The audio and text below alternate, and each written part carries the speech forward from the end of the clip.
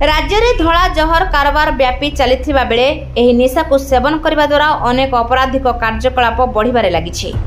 सेहीपरि गंजाम जिला भंजनगर उपखंड को मध्य व्यापी एहार चेर।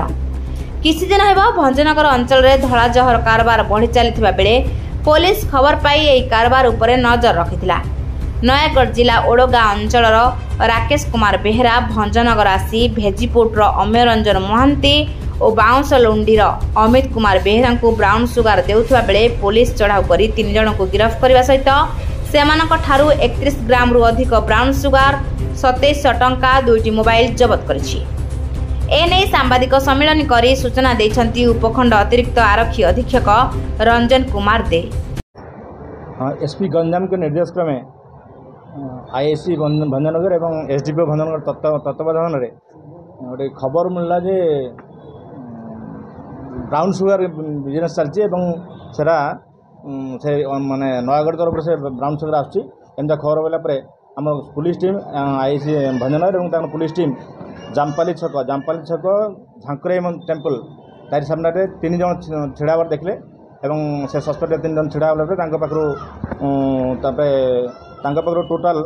31 ग्राम 400 ग्राम ब्राउन सुगार जबत है। से जड़े से जे राकेश कुमार बेहरा सी नयागढ़ आसला से उड़गा से ही दवाई आसला पाखु जबत होती 21 ग्राम 710 ग्राम मिलीग्राम तार जबत होती एवं आमर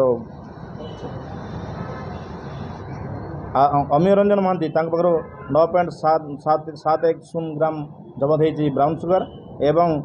अमित कुमार बेहरा पाखु 700 टंका जबत होती एवं मोबाइल भी जबत होती। ए विषय आमर Bhanjanagar PS case number 968/25 21B NDPS act case होती केस होगापर जो प्रोसेस जहाँ होती मजिस्ट्रेट सामने सब एवं साक्षी मान सामने प्रोसेस सीजर होती से 3 जन आज फरार होती जबत जिनस सब मालखानी जबत होती। खबर पाई एसपी गंजाम खबर पाई जहाँफल कि आम एसडीपीओ और आईएएस को निर्देश देते जो सक्सेस आज होती से बहुत माने मेहनत कर माने गिरफ्त कर सक्षम होती। इन्वेस्टिगेशन चलती इन्वेस्टिगेशन पर जमा पड़ निश्चित अच्छी चेर निश्चित अच्छी जमा पड़े इन्वेस्टिगेशन चलती से नयागढ़ उड़गारू से आसला से दवाई आसला आमर भंजनगर एरिया जो अमेय रंजन महांती ये रिसीव करने या पाखे जबरदस्त इन्वेस्टिगेशन जमा पड़ो तो निश्चित निश्चित एसडीपीओ अच्छा आईएससी भंजनगर टीम अच्छा यापर निश्चित दृढ़ पदक्षेप ये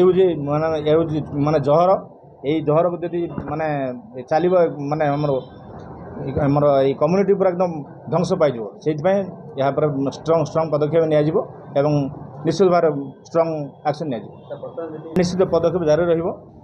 एक्शन जारी रही आउ जहाँ यार जो जो ये अच्छा से हूँ तो बाहरी जातु ना गिरफ से जेल भर जी। जबत ब्राउन सुगार मूल्य 3,50,000 रु अधिक हेबो बोली कहितबा बेले एथिरे संपृक्त अन्य मानकु धरिबा पई प्रयास जारी रहिछि। एही ग्यांग को धरिबा पई गंजाम एसपी को निर्देश क्रमे भंजनगर उपखंड आरक्षी अधिकारी डॉक्टर दीपक कुमार मिश्र तत्वावधान में भंजनगर थाना अधिकारी जीवनानंद जेना एक टीम गठन करी एही कारबार उपरे नजर रखिथिले। एही टीम रे एएसआई समीर कुमार सेठी, लक्ष्मीधर महांती, एएसआई सत्य मल्लिक, हाविलदार दिलीप कुमार राउत, कनेस्टेबल संतोष नायक, होमगार्ड गजेंद्र स्वाई सामिल थिबा जणाଯାଇଛି। गंजाम जिला प्रतिनिधि कालीचरण मिश्रଙ୍କ रिपोर्ट रूपथालिया न्यूज।